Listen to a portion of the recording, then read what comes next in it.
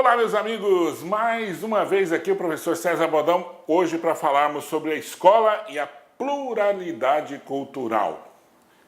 O que é pluralidade cultural? Pluralidade cultural diz respeito à diversidade de cultura que nós temos. Então, vale ressaltar o seguinte: quais são as culturas que envolvem a nossa sociedade? Quais são as culturas que estão envolvidas na formação da nossa sociedade, na formação cultural da nossa sociedade? Quais são as culturas envolvidas na diversidade cultural que nós temos no Brasil? Então é isso que nós vamos ver aqui quando a gente fala a escola e a pluralidade cultural. Eu disse pluralidade cultural, né? Pluralidade cultural. Então quais são as características da pluralidade cultural e o que a escola tem a ver com isso? Como que a escola lida com a pluralidade cultural? Com as questões de raça, religião, culturas diferentes. Como é que eu faço isso para trabalhar esse tema na escola? Tá? Então vamos lá. Primeira coisa, pluralidade cultural diz respeito ao conhecimento, presta atenção, diz respeito ao conhecimento e à valorização de características étnicas e culturais dos diferentes grupos sociais. Ou seja, na escola, o que vai acontecer hoje é não valorizar apenas um tipo de cultura, a valorizar apenas uma característica cultural, mas sim mostrar todas que possíveis, todas que correspondem ao universo da escola e valorizar isso. Seja essas oriundas da Europa, da África, da Ásia, do próprio Brasil, da cultura indígena, todas essas devem ser valorizadas na escola, independente do meu gosto pessoal, tá? Então, respeito ao conhecimento e à valorização de características étnicas e culturais de diferentes grupos sociais que convivem no território nacional, as desigualdades socioeconômicas e a crítica às relações sociais discriminatórias e excludentes que permeiam a sociedade brasileira. Por exemplo, hoje nós falamos muito, e isso pode ser um tema da sua redação, nós falamos muito de comunidades LGBTs. Isso é muito comum hoje. Isso deve ser tratado na escola se aparecer esse tema, tá? Eu não preciso necessariamente tratar isso na escola porque eu quero. Eu posso até tratar, posso até levantar o assunto. Mas, se aparecer isso na escola, e na escola nós vamos ter cada vez mais, por influência de N fatores, televisão, porque é moda, nós vamos ter na escola pessoas que vão levantar esse tema e até pessoas que vão participar dos movimentos. Então, eu preciso trabalhar isso. Olha que tema delicado para ser trabalhado. Por quê? Porque eu vou ter resistência de setores religiosos, eu vou ter resistência dos próprios professores, eu vou ter resistência da escola, então eu preciso trabalhar. Agora, isso, segundo esta perspectiva, deve sim ser trabalhado. Uma outra coisa é a religião. Quando nós falamos de religião, nós não podemos escolher uma religião e trabalhá-la somente. Nós precisamos trabalhar a questão da religião na perspectiva da pluralidade cultural. Então, mostrar para o aluno que não existe somente uma religião e que esta religião que existe não é apenas cristã. Ela pode ser de origem asiática, como o budismo, pode ser de origem africana, como as religiões afro, podem ser outras religiões que não sejam só dessas aí. Eu posso mostrar e posso, inclusive, falar que todas elas fazem parte de universos culturais diferentes, por isso que são diferentes. E não posso escolher uma como verdadeira, eu como professor. Claro que o professor tem as suas opiniões pessoais, tem a sua religião, mas ele não pode, dentro desta perspectiva, valorizar apenas uma. Então, ele tem que valorizar características étnicas e culturais no geral, mostrar para o aluno e deixar para que ele escolha a que melhor lhe convier. Tá bom? Bom, então olha lá. Para viver democraticamente em uma sociedade plural, é preciso respeitar os diferentes grupos e culturas que há constituem. Então eu preciso respeitar. Esta palavra aqui é muito importante. O respeito. Porque o que nós vemos em todas as perspectivas é justamente o desrespeito. O desrespeito à cultura do outro. O desrespeito à fala do outro. Então isso envolve uma gama de coisas que eu preciso respeitar.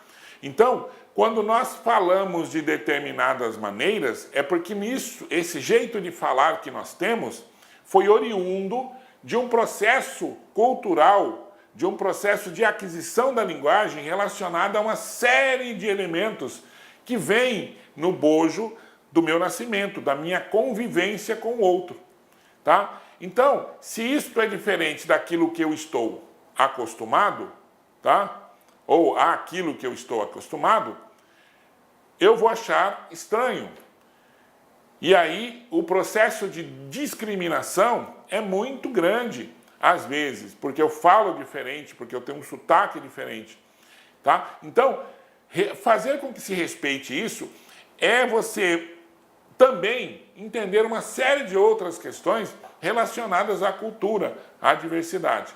Tá? Então, uma das palavras principais, um dos termos principais é preciso respeitar os diferentes grupos.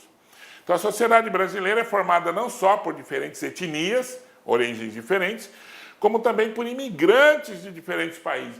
Então, no Brasil, nós temos uma imensidade de imigrantes da África, da Ásia, do Oriente Médio, tá?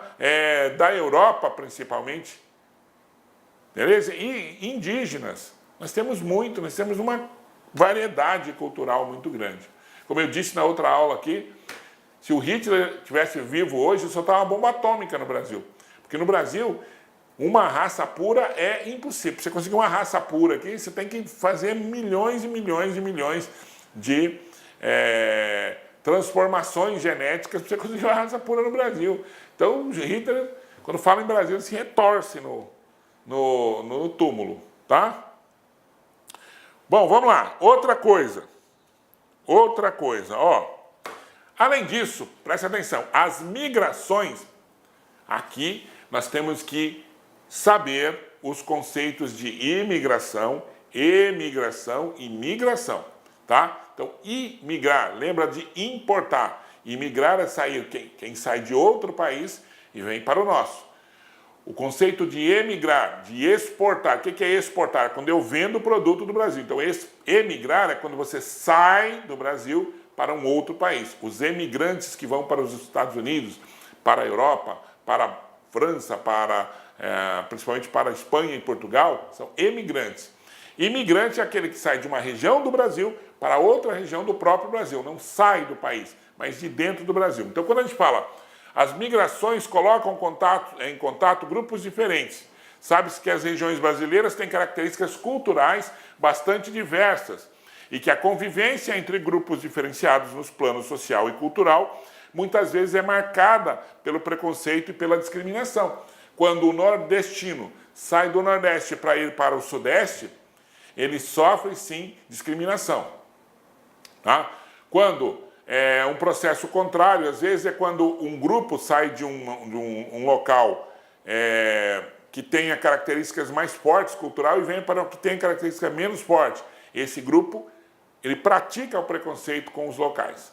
Tá? Então, é preciso que vocês percebam que quando eu falo de diferença cultural, quando eu falo de diversidade cultural, impõe-se aí a questão do respeito e da aceitação da cultura do outro como uma cultura diferente da minha, mas que também é legítima. Tá? Isso na sociedade é difícil, porque algumas culturas são tão arraigadas, são tão enraizadas, que elas não aceitam o outro, não aceitam o diferente daquilo. Isso tem a ver com uma questão educacional. Por isso é que na escola nós necessitamos ter esta discussão para que o aluno, desde terna idade, ou tenra idade, não terna, é tenra idade, ele consiga aceitar o outro, aceitar a cultura diferente, conviver com isso, tá? Beleza? Conviver com isso. E aí consiga ter uma harmonia social maior, cresça como pessoa, tá certo? É só assim que nós podemos entender como as culturas funcionam. Isso em outros países é muito forte. Vocês vejam, por exemplo, no Japão, quando os japoneses vêm para cá, eles podem até não gostar de algumas coisas, mas eles observam, analisam quando os europeus vêm. E quando muitos brasileiros também vão para fora, eles aprendem que a cultura diferente é uma coisa própria do relacionamento, da interação do ser humano dali com as questões locais, com o mundo, com o outro, etc. Tá? Então, isso tem a ver com o quê? Tem a ver com saúde, tem a ver com alimentação, tem a ver com sistema de vida, tem a ver com tudo. Muitas vezes um sistema, uma cultura, ela serve para uma determinada região, mas para a minha não serve, porque eu estou adaptado diferentemente de outra maneira. E aí o que acontece? Eu posso sofrer problemas, inclusive de saúde, por conta de fazer determinadas coisas que não estão no meu rol de coisas, rol cultural, de coisas que eu pratico diariamente, tá? Então vou dar um exemplo, por exemplo, de comida. Se você for no Camboja, vai haver certamente na rua uma pessoa com uma fieira. De quê? De peixe? Não. De quê? De caranguejo? Também não. De aranhas. Aranhas caranguejeiras. E vão lhe oferecer uma perninha da aranha para que você prove e depois compre. É como se fosse aqui no Brasil um pedaço de queijo. Você dá um pedaço de queijo para a pessoa provar, para ver se ela vai comprar. Lá é aranha. Tira a perninha da aranha, que ele já cozinhou, que ele já fritou, que ele não sei o que ele fez, e dá para você comer. E aí você prova para ver se é gostoso ou não. Tá? Isso, culturalmente, para nós é uma coisa horrenda. Principalmente para mim, que eu não gosto de aranha de jeito nenhum. Né? O animalzinho lá é terrível para mim. Terrível. Sou aracnófobo. Tá? Bom, o grande desafio da escola, então, é reconhecer a diversidade como parte inseparável da identidade nacional e dar a conhecer a riqueza representada por essa diversidade. Então, o que eu estou falando? O desafio da escola é tentar mostrar com que o aluno reconheça que existe uma diversidade cultural muito grande no Brasil e que essa diversidade deve ser respeitada. E, principalmente, que ela compõe o patrimônio sociocultural brasileiro. Presta atenção, ó, compõe o patrimônio sociocultural brasileiro. A nossa identidade nacional é formada pela diversidade, pela união de povos diferentes, pelo índio, pelo negro, pelo europeu, tá? E nessa união surge o povo brasileiro. O povo brasileiro é caboclo, é branco, é pardo.